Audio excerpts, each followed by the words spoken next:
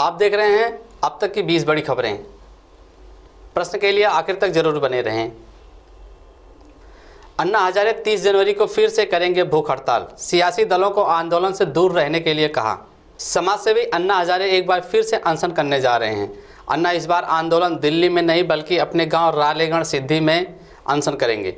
अन्ना ने सभी राजनीतिक दलों से इस अनशन से दूर रहने की अपील की है। बता दें कि कुछ दिन पहले समाजसेवी अन्ना हजारे ने पीएम मोदी को चिट्ठी लिखकर लोकायुक्त नियुक्त करने की मांग की थी। शनिवार को उन्होंने कहा कि साल 2013 में लोकपाल कानून बनाया गया था। उसके बाद साल 2014 में बीजेपी सरकार सत्ता में आई। हमें उम्मीद थी कि अब कुछ होगा, लेकिन 5 साल में कुछ भी नहीं हुआ। इसलिए तय किया है कि मैं 30 जनवरी से अपने गांव रालेगण सिद्धि में भूख हड़ताल पर बैठूंगा। ईवीएम से छेड़छाड़ के मामले को देखने के लिए विपक्षी नेताओं ने बनाई समिति, बीजेपी पर लगाए गड़बड़ी के आरोप। विपक्ष की एकता दिखाने के लिए यहां एकत्रित हुए विपक्षी दलों ने चुनाव सुधारों पर 4 सदस्यीय समिति का शनिवार को गठन किया। इन दलों ने सत्तारूढ़ भाजपा पर ईवीएम से छेड़छाड़ करने का आरोप लगाया है।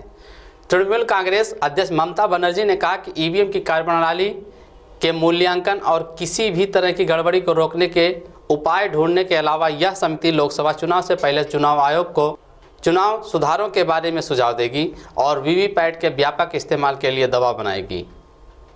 उन्होंने कहा कि समिति में अभिषेक मनु सिंघवी कांग्रेस से, अखिलेश यादव समाजवादी पार्टी से, सतीश चंद्र मिश्रा बहुजन समाज पार्टी से और अरविंद केजरीवाल आम आदमी पार्टी की तरफ से क्रियान्वयन के लिए अपनी अनुशंसा चुनाव आयोग को देंगे।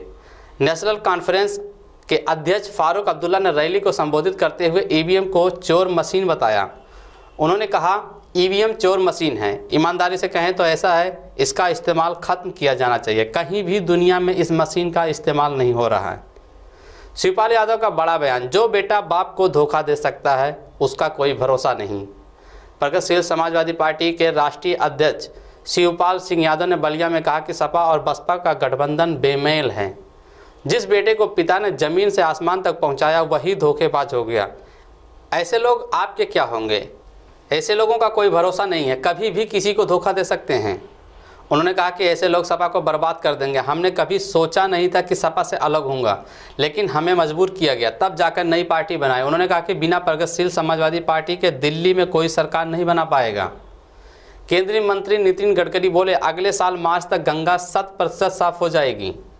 केंद्रीय मंत्री नितिन गडकरी ने शनिवार को कहा कि मार्च 2020 तक गंगा 100% साफ हो जाएगी। गडकरी ने भाजपा की अनुसूचित जाति मोर्चा की एक सभा को संबोधित करते हुए उन्होंने कहा, गंगा साफ होनी शुरू हो गई है। इस साल मार्च तक 30 से 40% काम पूरा हो जाएगा और अगले साल मार्च तक गंगा 100% साफ हो जाएगी। केंद्रीय मंत्री ने कहा कि गंगा की सफाई के लिए किए गए कार्य का रिकॉर्ड वह जिलावार, राज्यवार और परियोजनावार दे सकते हैं। उन्होंने कहा कि न सिर्फ गंगा बल्कि हम इसकी 40 सहायक नदियों को भी सफाई करने के काम में लगे हुए हैं। यमुना की सफाई के लिए 800 करोड़ रुपये की परियोजनाएं जारी हैं। नितिन गडकरी ने कहा कि गंगा की अविरलता के लिए उसमें 20% अधिक जल छोड़ा जाएगा। उत्तर प्रदेश के उप मुख्यमंत्री ने कहा, सर्जिकल स्ट्राइक वाला पीएम चाहिए या आंख मारने वाला। उप मुख्यमंत्री केशव प्रसाद मौर्य ने कहा कि पहले की सरकार में भ्रष्टाचार होता था, अब भाजपा सरकार में लोग भ्रष्टाचार से डरने लगे हैं। इतना ही नहीं, पहले की अपेक्षा सड़कों की लागत 30% कम हुई है। भाजपा की सरकार में सड़क, बिजली, स्वास्थ्य, शिक्षा सभी में काफ़ी सुधार हुआ है। उन्होंने सवाल किया कि आपको सर्जिकल स्ट्राइक वाला पीएम चाहिए या संसद में आंख मारने वाला। यह निर्णय अब आप सबको ही करना है। उप मुख्यमंत्री शनिवार को सिद्धार्थनगर जिले में बीएसए कार्यालय परिसर में आयोजित जनसभा को संबोधित कर रहे थे। उन्होंने कहा कि 15 साल तक सरकार चलाने वाले बुआ बबुआ को इस सरकार के बारे में बोलने का अधिकार नहीं है। बैसाखी के बल पर 5-10 सीट जीतने का सपना ये लोग देख रहे हैं। बीजेपी महिला नेता का विवादित बयान, मायावती किन्नर से भी बदतर। गेस्ट हाउस कांड की बात करते हुए मुगलसराय से भाजपा की महिला विधायक साधना सिंह ने कहा, हमको पूर्व मुख्यमंत्री ना तो महिला लगती है और ना ही पुरुष, इनको अपना सम्मान ही समझ में नहीं आता। एक चीरहरण द्रौपदी का हुआ था तो उन्होंने दुशासन से बदला लेने की प्रतिज्ञा ली। वो एक स्वाभिमानी महिला थी और एक आज की महिला है। सब कुछ लुट गया और फिर भी कुर्सी पाने के लिए अपने सारे सम्मान को बेच दिया। ऐसी महिला मायावती जी का हम इस कार्यक्रम के माध्यम से तिरस्कार करते हैं, जो नारी जात पर कलंक है। साधना सिंह यही नहीं रुकी, उन्होंने बोलते हुए और भी आपत्तिजनक भाषण का इस्तेमाल किया। उन्होंने कहा, जिसे भारतीय जनता पार्टी के नेताओं ने लूटने से बचाया, उस महिला ने सुख सुविधा अपने वर्चस्व को बढ़ाने के लिए अपमान को भी पी लिया। जिस दिन महिला का चीरहरण होता है, उसका ब्लाउज फट जाए, पेटीकोट फट जाए, साड़ी फट जाए, वो महिला सत्ता के लिए आगे आती है तो वो कलंकित है। उसे महिला कहने में भी संकोच लगता है। वो किन्नर से भी ज़्यादा बदतर है, क्योंकि वो तो ना नर है ना महिला है। जब साधना सिंह ये बयान दे रही थी तो उनके साथ मंच पर पार्टी के प्रदेश महामंत्री पंकज सिंह भी मौजूद थे। मध्य प्रदेश में एक और भाजपा नेता की हत्या, मंडल अध्यक्ष की सिर कुचली लाश मिली। मध्य प्रदेश के सेंधवा वर्ला तहसील के ग्राम बलवाड़ी में रविवार सुबह मॉर्निंग वॉक पर गए बलवाड़ी भाजपा मंडल अध्यक्ष मनोज ठाकरे की हत्या कर दी गई। अज्ञात आरोपियों ने पत्थर से कुचलकर निर्मम तरीके से हत्या कर दी है। ग्राम बलवाड़ी के राधा स्वामी भवन के पास सड़क से थोड़ी दूर उनका शव मिला है। सूचना पर मौके पर पुलिस पहुंची है। वर्ला थाना प्रभारी दिनेश कुशवाहा के मुताबिक अज्ञात लोगों के द्वारा हत्या की गई है। बलवाड़ी में ठाकरे समर्थकों में काफ़ी आक्रोश दिखाई दे रहा है। गौरतलब है कि मनोज ठाकरे बलवाड़ी मंडल अध्यक्ष होकर पूर्व पशुपालन मंत्री अंतर सिंह आर्य और पूर्व भाजपा जिला अध्यक्ष एस वीरा स्वामी के खास माने जाते थे। पिछले कुछ दिनों के भीतर ही मालवा निमाड़ में 3 बड़ी हत्याएं हो चुकी हैं। इससे पहले इंदौर में कमोडिटी व्यापारी संदीप तेल की हत्या कर दी गई थी। इसके अलावा मंदसौर में नपा अध्यक्ष प्रहलाद बंदवार की भी इसी तरह हत्या कर दी गई थी। दबिश देने गई मध्य प्रदेश पुलिस को उत्तर प्रदेश में ग्रामीणों ने बंधक बनाया, छीने हथियार। जानकारी के अनुसार मध्य प्रदेश के जिला दतिया के बसई थाना प्रभारी अमित साहू को लखनपुरा गांव के सरपंच के पति रविंद्रपुरी के खेत पर भारी मात्रा में अवैध शराब रखे होने की सूचना मिली थी। इस पर उन्होंने शनिवार को दोपहर करीब 12 बजे टीम के साथ रविंद्रपुरी के खेत पर दबिश दी।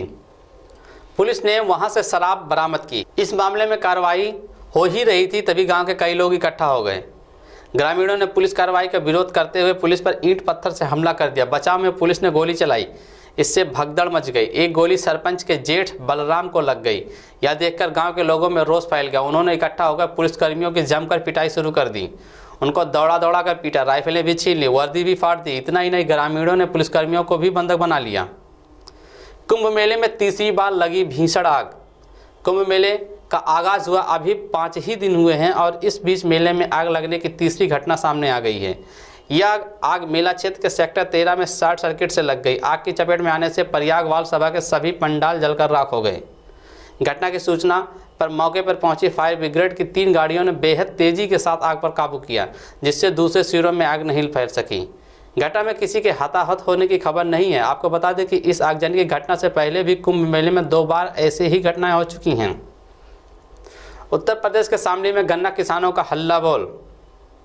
पश्चिमी उत्तर प्रदेश के शामली में किसान पिछले 5 दिनों से धरना दे रहे हैं। कलेक्ट्रेट पर बैठे किसानों का कहना है कि सरकार उनकी बात को नहीं सुन रही है। गन्ना किसानों की मांग है पिछले साल के गन्ने की फसल के 80 करोड़ रुपए और इस साल की राशि का भुगतान किया जाए। किसानों ने भुगतान राशि नहीं मिलने पर बड़ी संख्या में धर्म परिवर्तन करने की बात कही है। दरअसल सरकार के नियम के मुताबिक 14 दिनों में किसानों को गन्ना की राशि भुगतान करना होता है और इससे लेट होने पर मिल मालिक किसानों से ब्याज वसूलना शुरू कर देते हैं। हालांकि अभी तो किसानों को ब्याज तो दूर, पिछले साल का मूल भी नहीं मिला है। यही कारण कि किसान धरने पर बैठे हैं। सरकार के ध्यान को अपनी ओर खींचने के लिए किसान कई प्रकार के तरीके भी अपना रहे हैं। हालांकि इसके बावजूद भी सरकार उनकी नहीं सुन रही। उत्तर प्रदेश के जनपद कासगंज में धारा 144 लागू, मशीन गन के साथ हो रही निगरानी।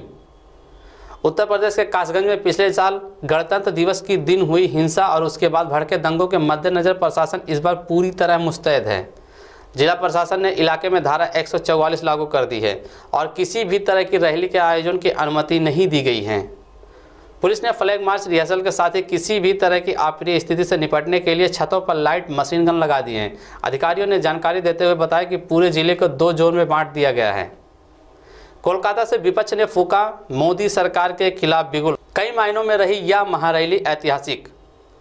लोकसभा चुनाव को लेकर विपक्ष के महागठबंधन ने पश्चिम बंगाल के कोलकाता से चुनावी बिगुल फूंका। पश्चिम बंगाल की सीएम ममता बनर्जी के आमंत्रण पर देश की 22 राजनीतिक पार्टियां एक मंच पर जुटी। केंद्र की एनडीए सरकार को हटाने और विपक्ष का शक्ति प्रदर्शन दिखाने के उद्देश्य से आयोजित की गई यह महारैली लोकसभा चुनाव के नजरिए से महत्वपूर्ण मानी जा रही है। अब जबकि लोकसभा चुनाव में महज कुछ महीने ही बाकी रह गए तो विपक्ष के तेज दल मोदी सरकार के खिलाफ बिगुल फूंक चुके हैं। साल 2019 के इस शुरुआती महीने में ही विपक्षी एकता दिखाने का यह पहला मंच रहा महारैली बुलाने वाली ममता बनर्जी ने खुद मंच संचालन का जिम्मा संभाला। ये रैली कई मायनों में अलग रही। 3 भाषाओं में यहाँ संबोधन किया गया। कुछ समय पहले तक एनडीए और भाजपा के सहयोगी रहे नेता तो इसमें शामिल हुए ही, भाजपा के कुछ बागी नेताओं ने भी मंच की शान बढ़ाई। रैली में तृणमूल कांग्रेस, राष्ट्रीय जनता दल, आम आदमी party, Telugu Desam party, Janata Dal secular, Samajwadi party, national Congress party, Jharkhand Mukti Morcha, Dravid Munnetra Kazhagam, national conference, राष्ट्रीय लोक दल, बहुजन समाज पार्टी के दिग्गज नेताओं ने शिरकत की। मध्य प्रदेश पुलिस का बड़ा खुलासा, भय्यू महाराज को दिया जा रहा था नशीली दवाओं का ओवरडोज। हाई प्रोफाइल आध्यात्मिक गुरु भय्यू महाराज को 25 वर्षीय युवती से कथित संबंधों के आधार पर ब्लैकमेल किए जाने के साथ ही उन्हें नशीली दवाओं का ओवरडोज भी दिया जा रहा था। यह खुलासा पुलिस ने किया है। भय्यू महाराज को आत्महत्या के लिए उकसाने के आरोप में इस युवती और आध्यात्मिक गुरु के 2 विश्वस्त सहयोगियों को गिरफ्तार करने के बाद पुलिस ने शनिवार को यह बड़ा खुलासा किया। डीआईजी हरिनारायणचारी मिश्रा ने संवाददाताओं को बताया कि भय्यू महाराज की निजी सचिव के रूप में काम कर चुकी पलक पुराणिक और आध्यात्मिक गुरु के 2 सहयोगियों विनायक दुधाड़े और शरद देशमुख को मामले में गिरफ्तार किया गया है। उन्होंने बताया, हमारे पास भय्यू महाराज और युवती के बीच सोशल मीडिया पर की गई बेहद आपत्तिजनक चैट की कॉपी और अन्य डिजिटल सबूत हैं। इन्हीं सबूतों के आधार पर तीनों आरोपियों को गिरफ्तारी की गई है। बता दें कि भय्यू महाराज ने अपने बाईपास रोड स्थित बंगले में 12 जून 2018 को अपने लाइसेंसी रिवाल्वर से गोली मारकर आत्महत्या कर ली थी। तेल की कीमतों में बढ़ोतरी का सिलसिला जारी, आज 11वें दिन भी बढ़ाए गए डीजल के दाम। पेट्रोल और डीजल की कीमतों में बढ़ोतरी का सिलसिला जारी है। पेट्रोल की कीमत में आज लगातार चौथे दिन तो वहीं डीजल की कीमत में लगातार 11वें दिन तेजी दिखाई गई।